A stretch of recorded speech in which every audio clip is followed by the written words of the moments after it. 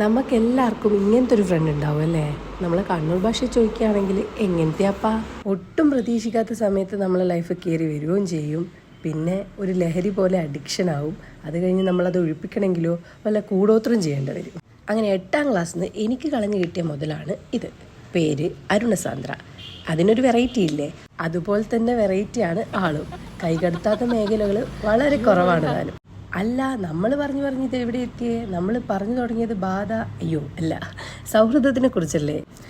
രണ്ടും കണക്ക് തന്നെ. അപ്പോൾ ബാധ പോലെയുള്ള അങ്ങനത്തെ സൗഹൃദങ്ങൾ മിക്കവാറും ആൾക്കാരുടെ കാര്യത്തിൽ കണ്ടിന്യൂ ചെയ്ത് പോവുക തന്നെ ചെയ്യും. എന്നാൽ ഞങ്ങൾക്കൊരു ട്വിസ്റ്റ് ഉണ്ട്. ഞങ്ങൾക്കിടയിലൊരു പോസ് വന്നു.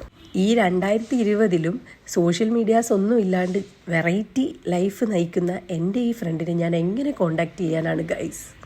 പക്ഷേ നമ്മളങ്ങനെയല്ലല്ലോ. നെഞ്ചിലോട്ടൊരാളെ കയറ്റിക്കഴിഞ്ഞ് കഴിഞ്ഞാൽ അങ്ങനെ പെട്ടെന്നൊന്നും ഇറക്കി വിടില്ലല്ലോ. നേരെ പോയി പുള്ളിയുടെ വീട്ടിലോട്ട് കയ്യോടെ പൊക്കി. അങ്ങനെ 10-12 വർഷത്തിന് ശേഷം ഇതാ ഈ ബീച്ചിൻ്റെ കാറ്റും കൊണ്ട് ഞങ്ങൾ പണ്ടത്തെ കാര്യങ്ങൾ അയവിറക്കുകയാണ്. അപ്പോഴാണ് ഞങ്ങൾ റിയലൈസ് ചെയ്തത് ഒന്നും ചേഞ്ച് ആയിട്ടില്ല, എല്ലാം പഴയതുപോലെ തന്നെ. ഒരു റിലേഷൻ, അത് ഫ്രണ്ട്സ് തമ്മിലുള്ള ആയിക്കോട്ടെ അല്ലെങ്കിൽ ലവേഴ്സ് ആയിക്കോട്ടെ, എന്തായാലും അത് കൊണ്ടുപോകാൻ ഡെയിലി കോണ്ടാക്ട് ചെയ്യണം എന്നുള്ള, ഡെയിലി കാണണം എന്നില്ല എന്ന് ഞങ്ങൾ അന്നാണ് തിരിച്ചറിഞ്ഞത്. അപ്പം നിങ്ങൾക്കും ഇങ്ങനത്തെ ഫ്രണ്ട്സ് ഉണ്ടെങ്കിൽ ഒന്ന് ഷെയർ ചെയ്ത് കൊടുക്കും. Okay, by.